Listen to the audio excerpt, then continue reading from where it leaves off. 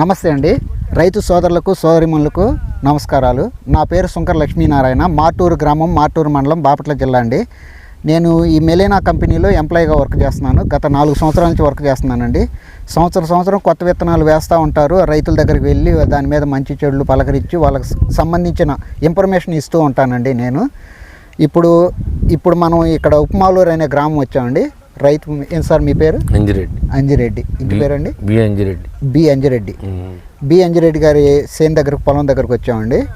మీరు ఎన్ని సంవత్సరాల నుంచి పొలం సాగు చేస్తున్నారండి? 20 సంవత్సరాలు సాగు చేస్తున్నారు. ఇప్పటికప్పుడు మరి విత్తనాల్లో కొత్తవి వేస్తున్నారా, పాతవి వేస్తా వస్తున్నారా?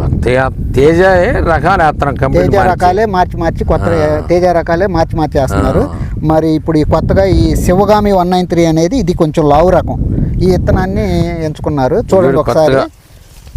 ఈ శివగామి 193 అనేది లావు రకం అండి. కాపు చిక్కదనం ఉంటుంది, చాలా బాగుంటుందండి. వైరస్ని తట్టుకునే వెరైటీ, కొంతమేరకు వైరస్ని తట్టుకునే వెరైటీ అండి. ఇప్పుడు ఈ విత్తనం ఏ నెలలో తీసుకున్నారు మీరు? ఇది 7వ నెల. మొలక శాతం ఎలా అనిపించిందండి? మొలక శాతం 90% బాగానే మొలిచింది. 90% బాగానే మొలిచింది. ఓకే అండి. ఎన్నో నెలలు సేను మీద వేశారు? 8వ నెలలో వేశారు. మొక్కకి మధ్య దూరం ఎంత పెట్టారండి?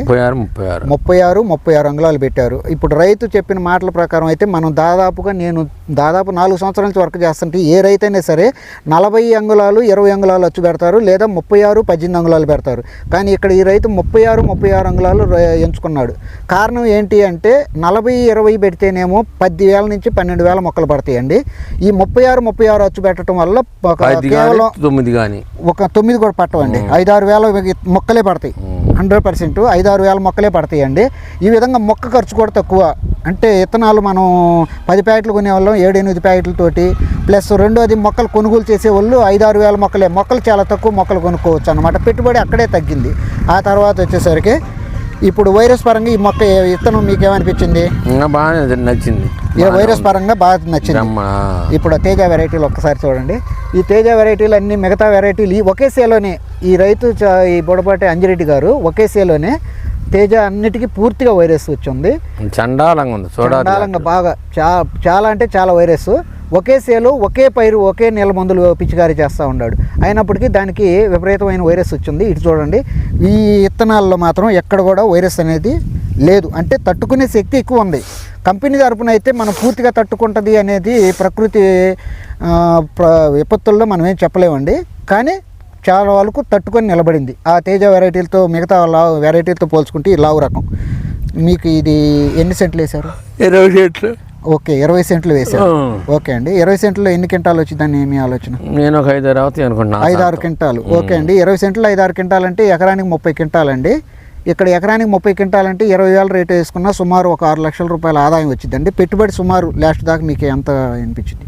పెట్టుబడి ఎందుకు కాదు, ఇంతవరకే ఏదన్నా కానీ మొత్తం కానించి బలం కానించి 1,50,000 దాకా అవుతాయి. ఓకే అండి, 1,50,000 అనుకోండి. కోత కూలితో కలుపుకొని నేను 2 లక్షలు మీరు ఓకే అండి. మీరు చెప్పిన బలం మందులు దున్నుడు మొత్తం చెప్పారు. నేనేం చెప్తున్నానంటే కోత కూలితో ఖర్చుకొని ఒక 2 లక్షలు 2.5 లక్షలు వేసుకున్నప్పటికీ యావరేజ్గా ఒక 3.5 లక్షల రూపాయల లాభం వచ్చిందండి.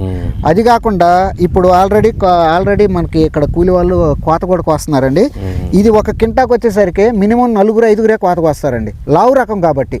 రెండవది రైతుకి చాలా సేపు అతి ముఖ్యమైన పాయింట్ ఒకటి చెప్పదలిచానండి. పెట్టుబడి తక్కువ, కోత కూలి తక్కువ.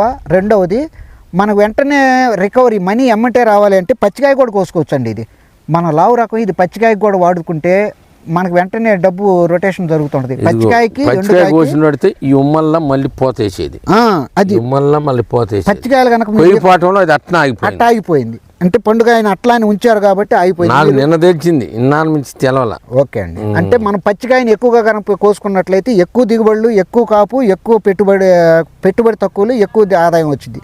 కాబట్టి పచ్చికాయని కూడా కోసుకోవడానికి రైతు ముందుకు రావాలి. ఎందుకంటే ఇది లావు రకం, కోత కూలి తక్కువ, పెట్టుబడి తక్కువ. కాబట్టి ప్రతి రైతు సోదరులు గమనించాల్సిన విషయం. రెండవది మీరు ఫర్టిలైజర్ సుమారు బలం మందులు ఎన్ని కట్టలు పెట్టుంటారు ఇప్పటికి? ఇది 80 సెంట్లు ఉంటుంది. ఒక 13 కట్టలు 14 కట్టలు ఓకే అండి. ఎక్కువగా మీరు ఈ బలం మందులు కూడా ఫర్టిలైజర్ వాడుతున్నారండి. ఫర్టిలైజర్ కంటే పశువుల ఎరువు ఎక్కువ వాడటానికి ఎక్కువగా ముందుకు రండి. ప్రతి రైతు సోదరుడు ఈ తెగుళ్ళు వస్తున్నాయి అని ప్రతి రైతు సోదరులు ఫోన్లు చేస్తున్నారు, చెప్తున్నారు. నాకు చాలా బాధగా ఉంది దీని మీద. ఎక్కువగా పశువుల వ్యర్థాలు, ఈ పశువుల ఎరువుని రైతులు ప్రతి ఎకరానికి ఒక 5-6 ట్రక్కులు కనుక మినిమం కనుక వేసుకోగలిగినట్లయితే ఒక 10-12 ట్రక్కులైనా వేసుకోవచ్చమ్మా. బాగా బలం మందులు ఆ విధంగా వేసుకోవటం వల్ల మీకు బలం పెట్టుబడులు ఫర్టిలైజర్ తక్కువైతే భూసారవంతం పెరిగి తెగులు నివారించవచ్చు. కాబట్టి ఇలాంటి మంచి మంచి విత్తనాలు ఇస్తున్నటువంటి కంపెనీ వారికి ఇంకా కొత్త విత్తనాలు మళ్ళీ ఇచ్చి రైతుని ముందుకు ప్రోత్సహించాలని కంపెనీ వారికి హృదయపూర్వక ధన్యవాదాలు తెలియజేసుకుంటున్నాను. నమస్కారం అండి.